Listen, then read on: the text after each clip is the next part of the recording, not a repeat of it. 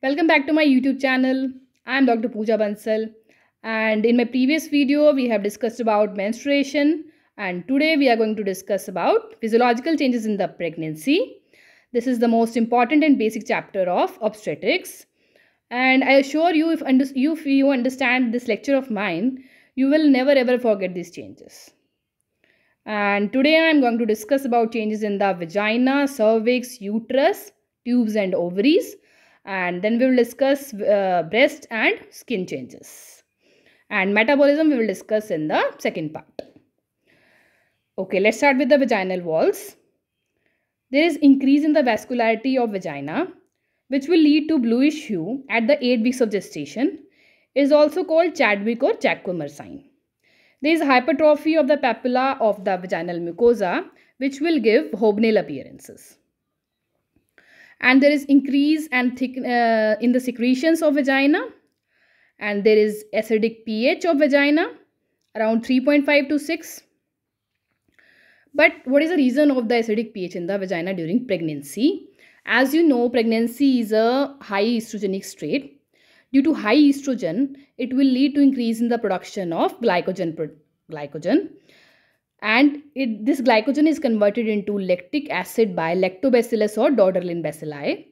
This will lead to acidic pH, and it will also favor the growth of Candida albicans and yeast. Therefore, if someone asked most common vaginitis occurring in the pregnancy, it is candidiasis. Let's discuss about the cervical changes. There is hypertrophy and hyperplasia, and there is increase in the vascularity, and there is softening of the cervix at 6 weeks of gestation, which is also called as Gödel sign. There is cervical ectropion. What is cervical ectropion? It is basically a downward extension of the endocervical epithelium, which is of columnar shape,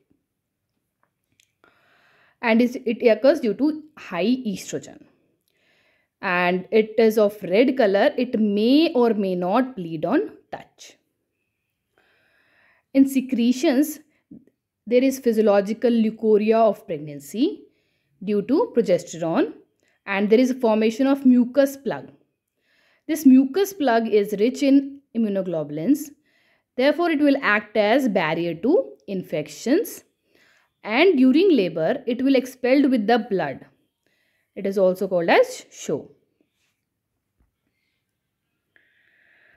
What is isthmus? Isthmus is the point where both anatomical and histological os meets, and around at 10 to 12 weeks of gestation it is soft and compressible in nature, which is called as Higar sign. And isthmus contains some sphincteric muscles, and if there is loss of sphincteric muscle, there is cervical insufficiency, which will lead to second trimester abortion, which is treated by McDonald operation. And in the advanced pregnancy, isthmus merges with the lower uterine cavity and form the lower uterine segment. Through lower uterine segment, cesarean section is done, and loose fold of peritoneum is adhered to lower uterine segment, through which it is identified during the cesarean section. If we discuss about the uterus, size and shape, as you can see in the right side of the picture, there is comparison between the non-pregnant and pregnant state at term.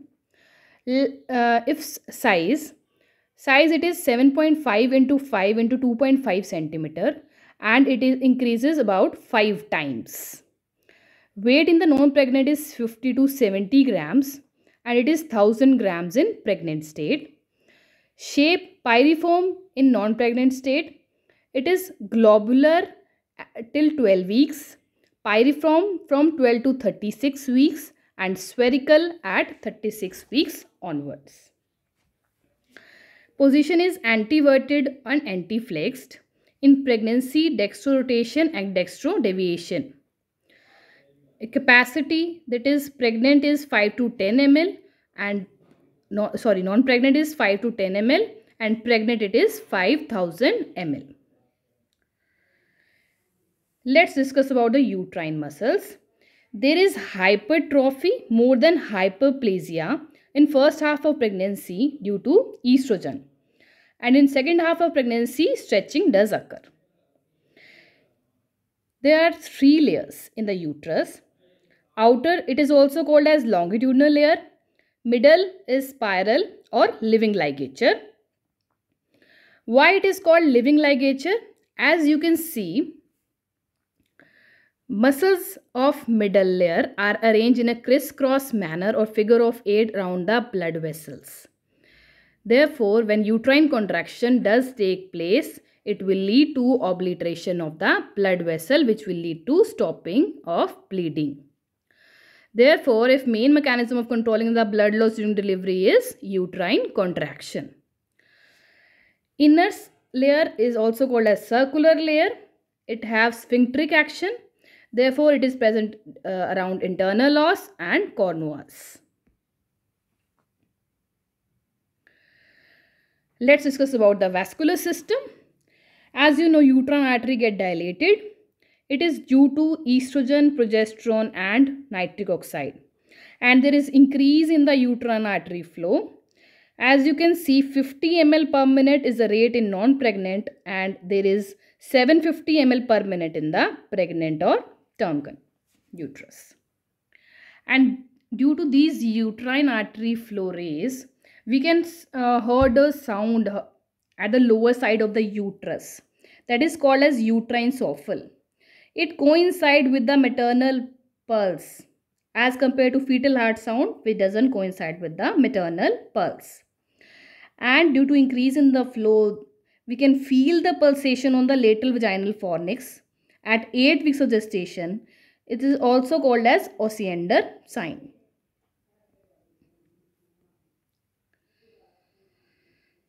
As you know, there is change in the position of the gravid uterus. It is dextro-rotated.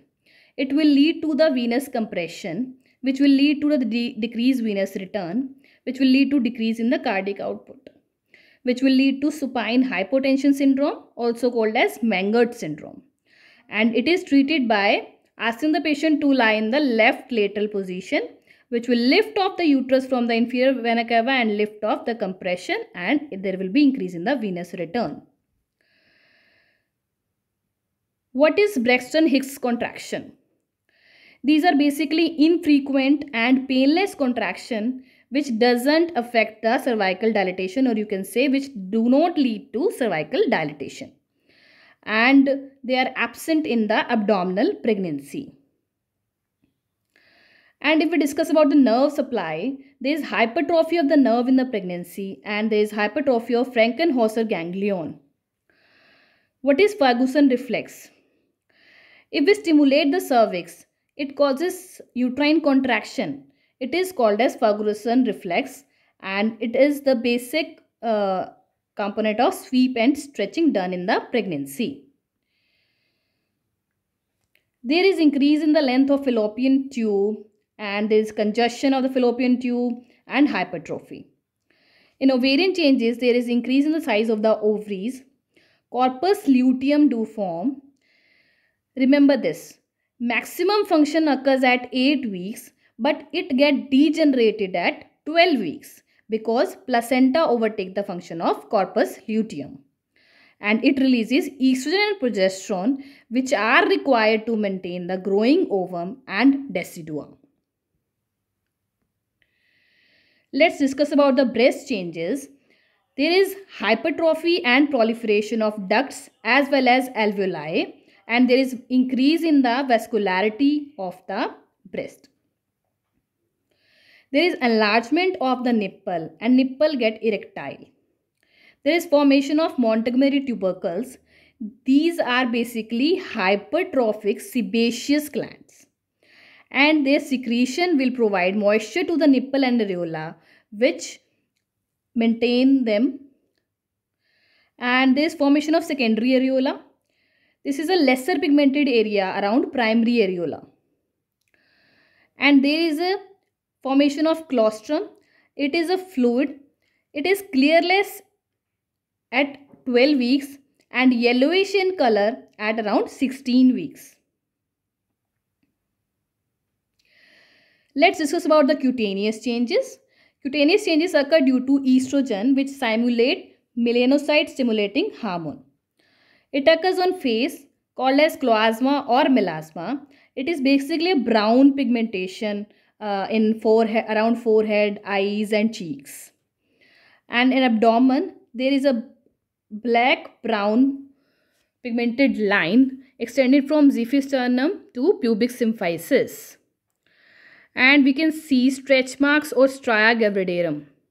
These are red in color and little bit depressed.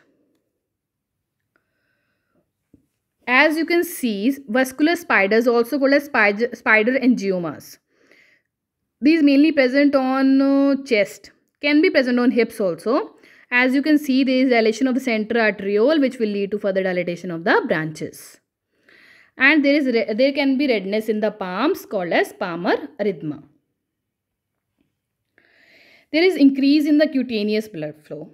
This occurs more due to progesterone than estrogen because progesterone is a thermogenic hormone. And this will lead to increase in sensation of heat, sweating and nasal stuffiness. And about weight changes, there is total 11 kg weight gain.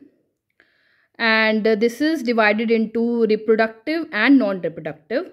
Reproductive, it is 5.5, which is divided as like term fetus, it is 3 kg, placenta and amniotic fluid, it is 1 kg, uterus, it is 1 kg, and breast, it is half kg.